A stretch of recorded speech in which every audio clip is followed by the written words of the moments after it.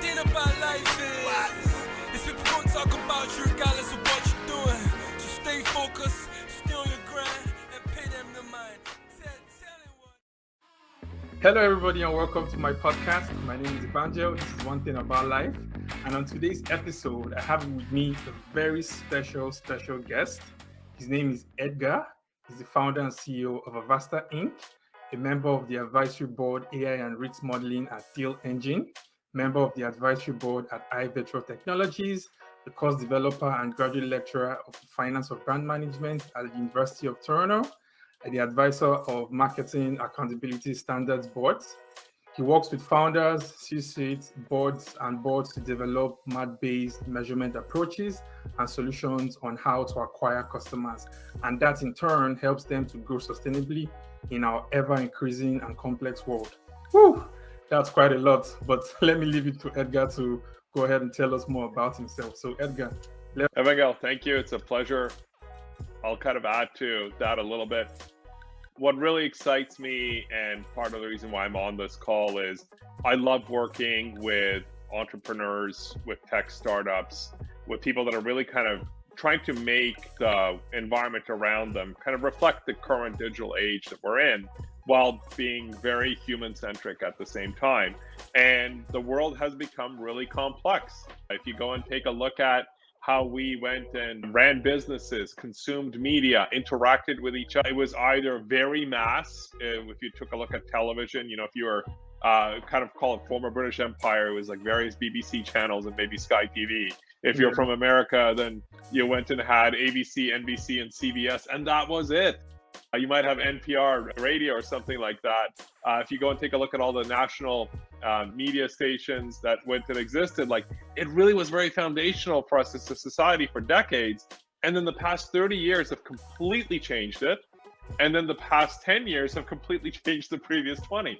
Yeah. So much of the work that I kind of get to do and work with our clients is and deliver through the standards work and the academic work that I do is, how do you run a company? How do you start a company? How do you build a company that is responsible for your customer base in today's digital age? And we make much of what we go and do available. I love teaching the subject. I love when people are able to go and discover new solutions. That's actually the foundation of the name of Avasta. It means to discover in my mother tongue. So that's a little tiny Easter egg for anybody who wants to reach out to me after and go and figure out, okay, what mother tongue must he have? So that's kind of a little bit about myself, and I really look forward to answering some of your questions today, Evangel, and just really explore what is going on in the world of business. What are some things that are coming down the pipe that one needs to get ready for or consider in building or scaling a business or going and starting a new company from scratch? All right. Thank you so much for that, Edgar. That was very insightful. So moving on. That was very insightful. So moving on, let's just touch on some few things about the standards, the evaluation framework, how that helps brands and how that helps businesses. So if you could just give us a summary or just a little bit of explanation about what the standard is to you and how brands and businesses could benefit from the brand evaluation standard. Happy to share that. So I'll kind of start with standards to begin with, because I think we've kind of lost something in the world of business teaching and entrepreneurship in terms of what standards are. Like, I think people have come to think of standards as regulations, and that's actually not the case. If you actually think about it, when you go and start a business or build a business or mature a business, grow it, you're actually trying to propagate your standard.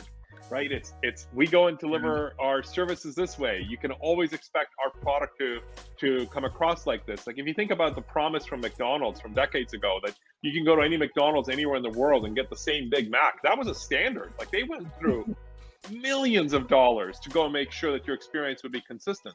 So as a business, that's what you're actually going and doing. Now, the problem is that our standards are temporally out of whack. We are in 2021, 22, 23, trying to go and build a business, but the standards that we're referring to are measurement standards from the 1930s, accounting standards from the 1880s, media standards from the 50s through the 70s, internet standards from the 1990s. And you're like, okay, hold on. We're in the 2020s. Where's our contemporary business standards? And until very recently, there really weren't any. And this is what we're in the business in, is to go and make that capability available. So to the brand evaluation standard that you're talking about, that was, call it a quiet shout out globally from all of the countries and corporations and academics that went and participated in it. And it started back in 2014. And the purpose of it was, it's like, hey, we have all these standards, accounting, tax, business processing, management consulting practices, on how to go and measure our business from those points of view. But how do we measure our business from the customer's point of view? And that didn't exist. So since 2014, through the development of it, since 2019, since it got public, I've been working through, volunteer, academics, continued standards development commercially in going and making this available. So what does the Brand Evaluation Standard do? It is literally looking at your business from the perspective of your customer base, which is different from the perspective of your customer. The customer is who you have right now. Your customer base is anybody who could buy you or has bought from you. And the customer base looks at your brand and your business from multiple points of view, not just from your definition, but from also their wants, their understanding, their needs. And when you go and apply that standard to your own business, given the alternatives that your customers have, given the competition that you are competing with, given the channels that you're trying to sell your products and services in, you get a rich insight on why people go and buy your products or not, or your services or not. And what is really exciting about it is you kind of get humbled along the way, because you discover that what really kind of gets you excited about why you're going and starting that startup or running that business or why you're that business owner might really hit home for only a minority of the population. And in fact, you have a large share of your customer base who probably doesn't buy because of why you sell, but you happen to sell something that they want to buy. Now, if you're responsible for it and you nurture it, you're now all of a sudden able to go and have you be the initiator of the primary purchase that they go and make. You're the first choice or the only choice, again, depending on the industry that you're in. And having that insight gives you an opportunity to look at strategy, helps you understand how long does it take for your customer base to kind of go and buy the products and services that you and your competitors are going and selling, figure out how often they are even conscious of what they're going and doing. And it has you really become responsible at the fact that you have thousands, millions, tens of millions of customers and consumers that are out there, as opposed to some average customer figure that your standard analytics reporting would go and give you using your own data. Awesome. That's so much to take in. Well, two things that you mentioned that really struck me was about using old standards from the 1950s, 1960s to try and do business in 2021, going into 2022 and beyond, right? And also the insights from your customer base and people that potentially could buy from you, because I also believe, coming from the path of marketers and marketing, that we should always get insights from the people we are trying to target, right? You should never make decisions based on hunches or based on experiences that you might have. You should always be backed by insights. Thank you so much, Edgar, for that. So my next question would be, why is it important to measure brands? So I think the main reason for going and measuring your brand is to figure out what share of your customer base is or can be influenced by your brand. So I'm going to kind of say something that's definitely not mainstream. Your brand is your business strategy expressed and communicated to your customer base. Awesome. And then there is a share of that customer base who is like, I like how these guys are selling. I like what they're selling. I like what they stand for. They meet my needs. And at times, this is the scary part, it's completely unconscious. They won't even be able to tell it back to you. They just like going and buying it. And they may not even relate to it as the brand. But you're able to see from how they behave, who they give money to, who they give attention to, that they're buying it because of that reason. So your brand is that expression. And if you're not clear on what you're buying and why you're selling it, then you're going to be at the mercy of people going and being conscious enough of their own volition to buy your products and services for why they buy your products and services. So it kind of gives, I would say, more direction, not necessarily more control for you. And I kind of take a look at the brand that we're building out in Avasta ourselves. We are very clear in applying the standard that we teach academically, that we make available, that we go and have as one of our services that we make available, but applying it to ourselves, we've gotten and very consciously learned. We have a hyper-conscious minority in the marketplace who wants to buy us exactly for what we go and promise that we go and make. And then there's these adjacencies that are there. And what we've really gone and learned is that we have a customer base that has the wants and needs that we're able to provide. They don't even know that these types of solutions exist. Like, forget having awareness of our brand. They don't even know these types of solutions exist. They're stuck in the standards of how you run a business from the 90s, from the 80s, from the 70s, from the 60s. Why? Because they are typically, we're selling mostly to other businesses, or we're going and selling to mid-level managers and with some of our offerings. And they are, they are the children or the students of the derivatives of the companies that they've worked or the academic teachings that they've gotten. And if you really think about it, most contemporary marketing textbooks, their first editions came out in the 1990s or early 2000s.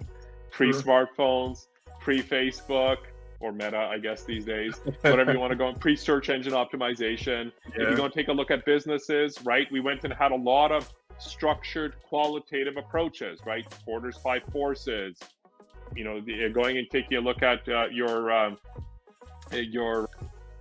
dogs and your stars, all of these different management consulting approaches that were developed from the 70s through the 90s that were revolutionary or evolutionary for the time, but are insufficient for today.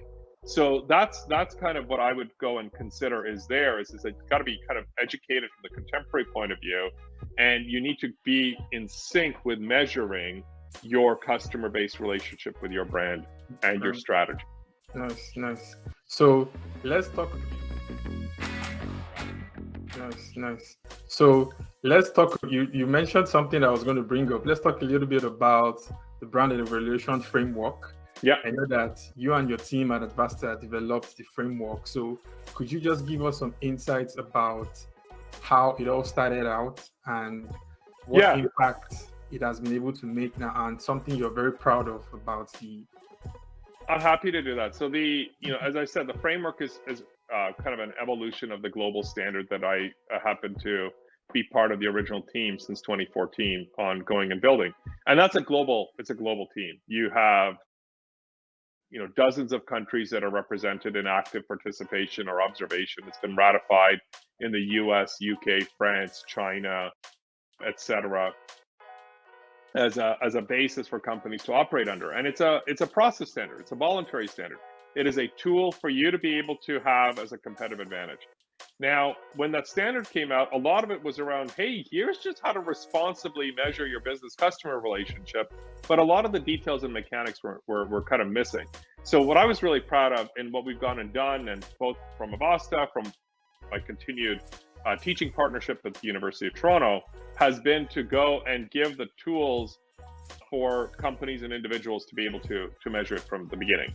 And I say the biggest one within the context of our conversation here today is to see how many startup ideas have been validated using the brand evaluation framework. So an investment of a few months of your time, from zero to a couple of $1,000s of your allows you to go and see, should you invest tens of thousands, hundreds of thousands, millions of dollars into a certain business idea? Like, is there that demand? So that ability to anticipate the need, and is my business idea, my strategy, my brand that I want to build going to go and solve that need? That I think is the biggest breakthrough, because ultimately, what is the standard?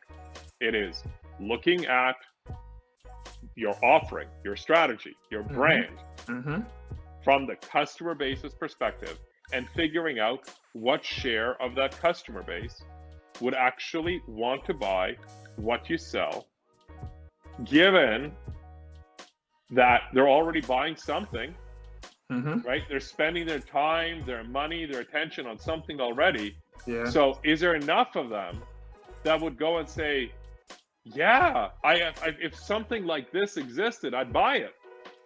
That's why we have millions of new companies coming out all the time, because we have people like, I'm dissatisfied with how things are, or I have a better version of this thing, or I have this revolutionary or evolutionary idea.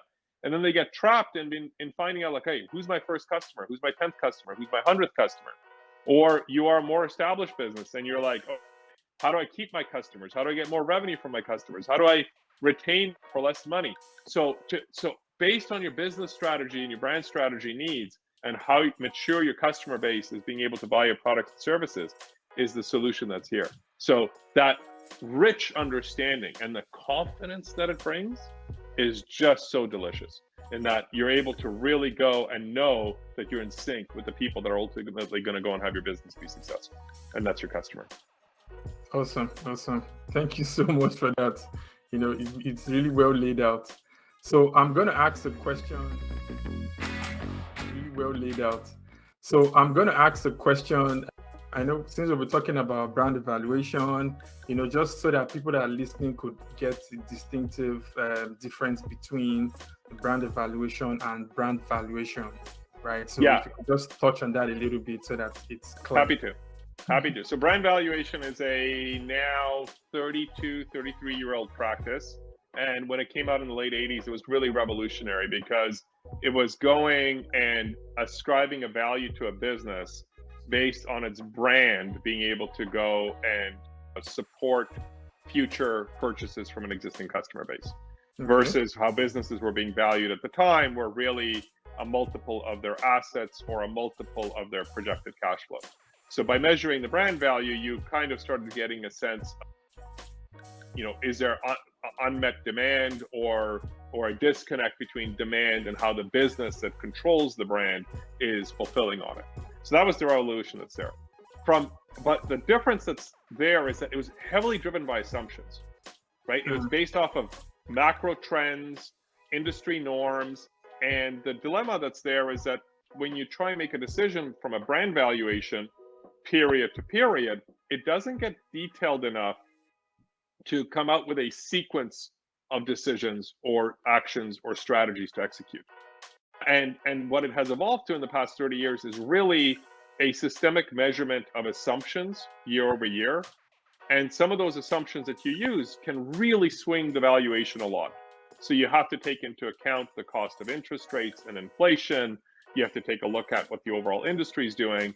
And you could be doing a great job with your brand, and a lot of brand valuation approaches suppress that performance because the general economy or the trends in the industry are just much more influential in the calculation of that single financial value for your brand.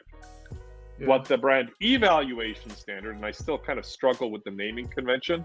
Like, I understand why. Like, I would have loved to have called it the brand measurement standard, but I'm not the originator of the name.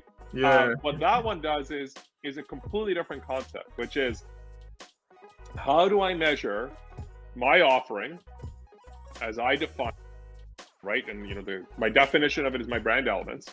So I position my brand around these qualities, this level of access, this differentiation, this ability to buy, and how do I bring it to market? So how do I sell it? How do I market it? How do I serve it to my consumer base? And then given the competitive environment that I'm in. And the goal of it is to get to something called the financial brand effect, which is to find out of the total customer base, what share of them are financially influenced to my benefit as the brand owner by what I have positioned and communicated out there, or I am positioning and going to be communicating out there, but there's a segment of the marketplace that doesn't know yet, but they would buy for these reasons. And what it comes back to is, in the way that we're kind of very generally and publicly making it available is like, we're calling it your highest value customer tier. Is that between the overall customer base that you go and have and your position, there's an overlap, right? And you want to be able to figure out, is your overlap between why you're selling and why they're buying big enough that you can run a business using that approach. You then go and find out how frequently your customers buy. And, if they're going and buying something every few years, like a phone, mobile phone, or every several years, like a car, or decades, if it's a fridge, you're going to have a very different cycle. Yeah, but if they're buying something very frequently, like groceries or, short-term consumer durables, you might be having several cycles in a year.